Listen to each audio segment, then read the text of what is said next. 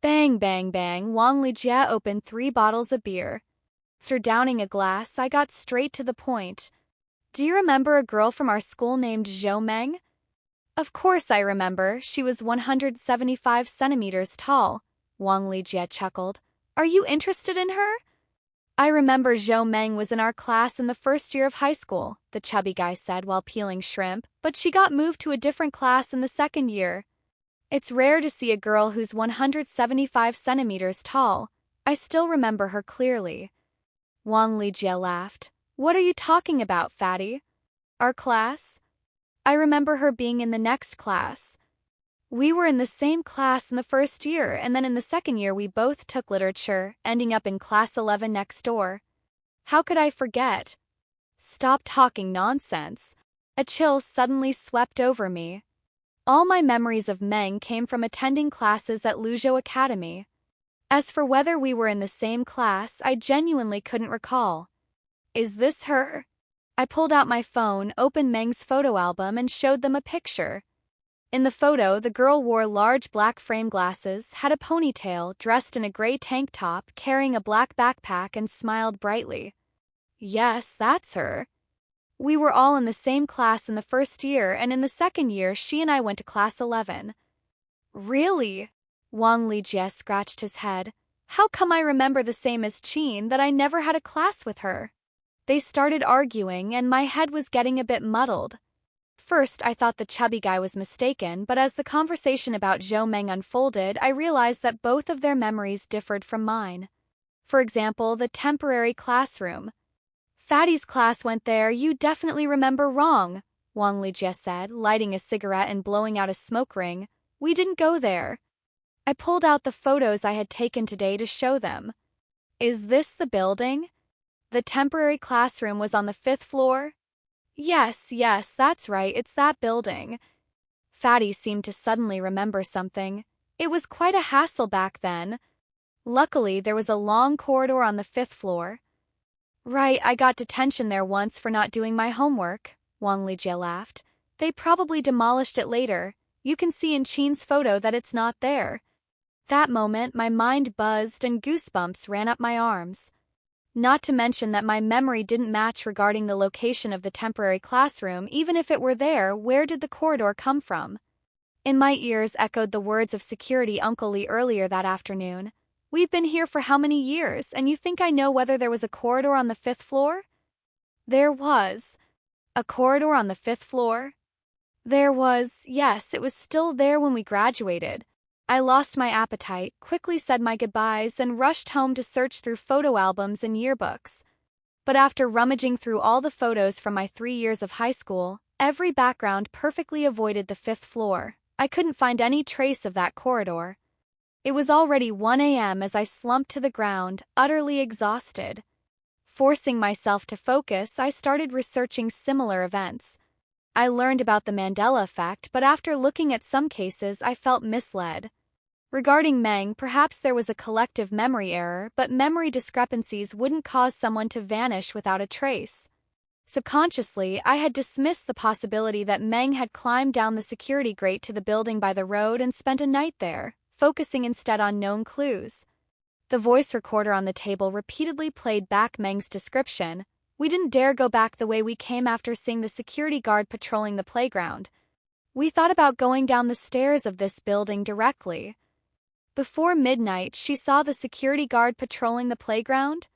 Wasn't Uncle Lee saying that night shift Lao Qian had fallen asleep at the beginning? No, this was definitely not just a memory discrepancy. Buzz, I glanced at my phone. Meng had sent a message.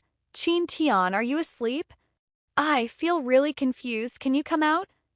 Where are you? Ba Zhong. When I arrived at the entrance of Ba Zhong, Meng was waiting for me under the streetlight. In the night, she wore a gray sleeveless long dress, draped in a red jacket, waving to me and calling my name.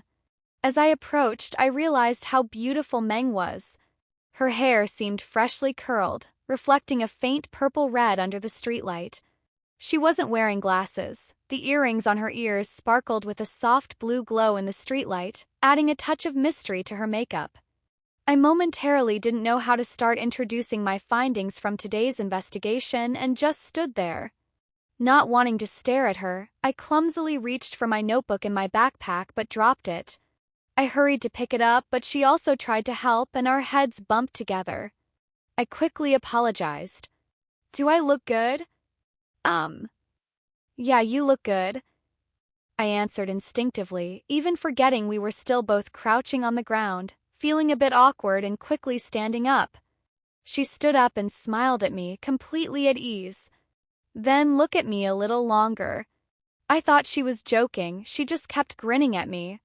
It dawned on me that Meng looked truly beautiful when she smiled.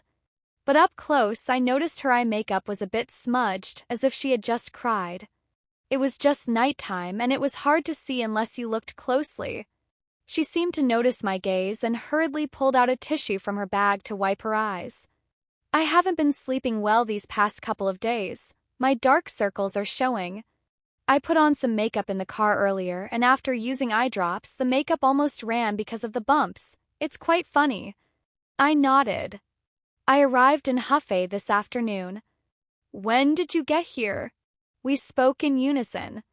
We exchanged smiles and fell into another few seconds of silence. I was about to share my findings from today, but she beat me to it. I want to buy you a drink? Meng smiled. You've helped me so much. Maybe there will be results tomorrow, and it's only right that I treat you. She said that after I came to Hefei, she thought she couldn't just push everything onto me, so she came over this afternoon, also to get her hair done. I couldn't refuse her, and she pulled me across the road, turning into a bar at the end of an alley. Parallel universe? Wasn't this a little hot pot place before? Yeah, I used to come here often when I was a student. Funny, I used to come here often too. How come I never saw you back then? Fate isn't something you can just will into existence. Often, a simple glance as we pass by can change the course of someone's life. Looking at the rusty decorations on the doorframe, I guess the business hadn't been great. This bar seems to have been here for a while. Yeah, it opened when we graduated from high school 10 years ago. We walked in, it was empty inside, so we found a spot on the sofa in the corner. She tossed her red jacket aside and sat across from me. Meng's beauty didn't fade in the bar's lighting. She looked just as stunning. If I weren't helping her, I probably wouldn't have dared to look at her even if we passed each other. She didn't ask me what I wanted. Instead, she directly ordered 2 glasses of vodka with ice. I didn't expect you to drink such strong stuff. Meng laughed. My mom is from Inner Mongolia. I take after her, I'm Dor. I heard they're a branch of the Khitan. So I never hesitate when it comes to drinking. Saying this, she clinked glasses with me and took a big gulp. For some reason, this scene felt oddly familiar, as if it had happened before. Couldn't help but take a sip, cough, cough, cough. This drink is really strong. A sense of déjà vu suddenly hit me. The same scene, the same person, but the time felt like it was ages ago. I pulled out my notebook, ready to share my findings from these past few days with her. I have something to say. As I reached for my pen to jot down her words, she slammed her hand on the notebook. No need to write it down, Tian Tian, it's over, it's almost over. What's almost over? She took another large gulp of her drink, lowered her head and fell silent. Just as I was about to say something comforting, she suddenly looked up, tears streaming down her face. It's all over. There never was a fiancé, it was all in my head. I'm just crazy and I made you help me look for him. So stupid. Tian Tian, don't waste your effort looking anymore. I didn't quite understand what she meant, but she was already sobbing uncontrollably. Tian Tian. I came to say intermittently. I seem to have had some dreams, but after waking up, I couldn't remember any of them. That's how dreams are. No matter how real they seem, just 15 minutes after waking up, the love, hate, joy, and sorrow will all be forgotten completely. Meng had already left, leaving a letter on the table. When I opened it, I found several pages filled with her handwriting. I examined the stationery, and the content flowed smoothly. I'm leaving to see the places he and I visited together. I miss him so much. I don't blame him, he's a good person. Perhaps fate is just playing a joke on me, giving me 10 years of memories, keeping me in a daydream about him. We were supposed to get married, and he even accompanied me to see our new home, discussing how to decorate it later. We had agreed to have one last adventure before the wedding, pretending we were meeting for the first time. But it turned out to be a prophecy. He really disappeared. I know he's still there, never truly gone. The memories of him being with me are real. I can feel his warmth, his breath, his smile, his optimism and enthusiasm. We've known each other for 10 years. We were classmates for 3 years in high school. I chose science specifically to stay in the same class as him. But he was too dense, never realizing my feelings. Looking back, it was quite amusing. How could a girl confess first? I noticed tear stains on the paper and felt a warmth in my heart at the thought of Meng's shy smile. Fortunately, his thick-headedness finally changed. During our senior year winter break, we agreed to take a trip to Haicheng, and after the exam we got together. It was raining that day, and only the two of us were in the classroom. He held my hand for the first time. His palm was sweaty and a little shaky. After that, we went to Haicheng. No matter who came and went, we were inseparable. He promised to always be with me. Those 6 years couldn't possibly be a dream. They are etched in my mind like lines of poetry. Our relationship was always good. He had a way with words, always writing me stories and poems. He said love doesn't need special holidays to be celebrated, but there should be meaningful gestures to commemorate it, honoring our lost youth and the embrace between us. He also said love flows through time. It can be calm or turbulent. It's like flowers blooming in the spring, resilient and full of hope, like the sweetest, fleeting heart of a watermelon in summer, like a breeze in autumn that carries longing even when miles apart, like the cicadas warming each other under the winter trees, living in the moment, not asking about the past or future, just cherishing the beginning and letting love turn to sorrow. As I read, I felt a pang in my heart. Her emotions were conveyed through the paper, and in my mind I seemed to resonate with their past memories. More than ever, I wanted to know what had happened. I had to help her find him. She needed him. The 10 years spent with him are my most beautiful memories. But now they've been stolen. He always said that forgetting is far scarier than death. But we agreed that no matter who leaves first, we must not reminisce but choose to forget, to live peacefully. But how can I forget? Just a week ago, he was still standing right in front of me, indulging my whims. I'd rather it were me who disappeared. I know he wouldn't forget me. He would find a way to reach me. He wouldn't give up. We were together, no matter what difficulties we faced. He was always calm, always found a solution. If only it were me who had vanished. How great would that be? If I could swap destinies with him, I would do anything. I feel so useless. You must be laughing at me, laughing at my lack of ambition, laughing at my delusions, laughing at how pitiful I am, like a dreamer. For some reason, my heart felt as if it had been stabbed, overwhelming pain coursing through me. Meng, I believe in you more than anyone else. No matter what, I will help you find him, I promise. I can feel my memories becoming chaotic, being overwritten. Can you understand? Things I clearly remember are slowly becoming uncertain. I'm so afraid I'll forget. If he can't return to me, I'm willing to just watch from a distance, not disturb him. As long as I remember those things. I truly want to give in.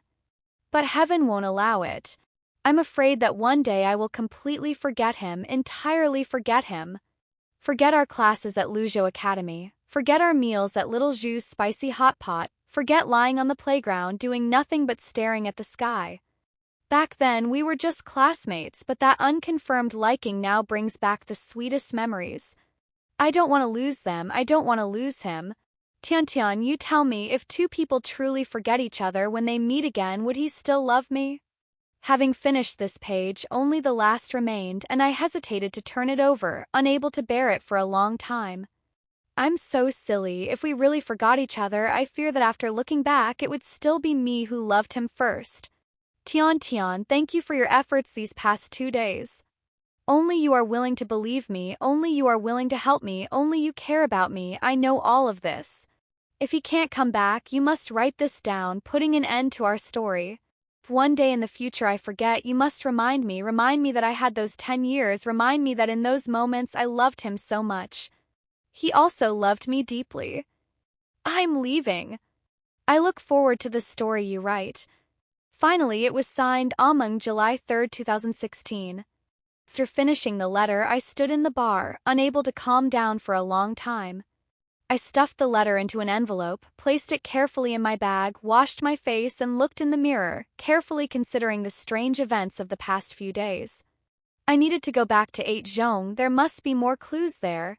Since he vanished from Ba Zhong from that building, I would go to Ba Zhong to find him, to look for him in that building.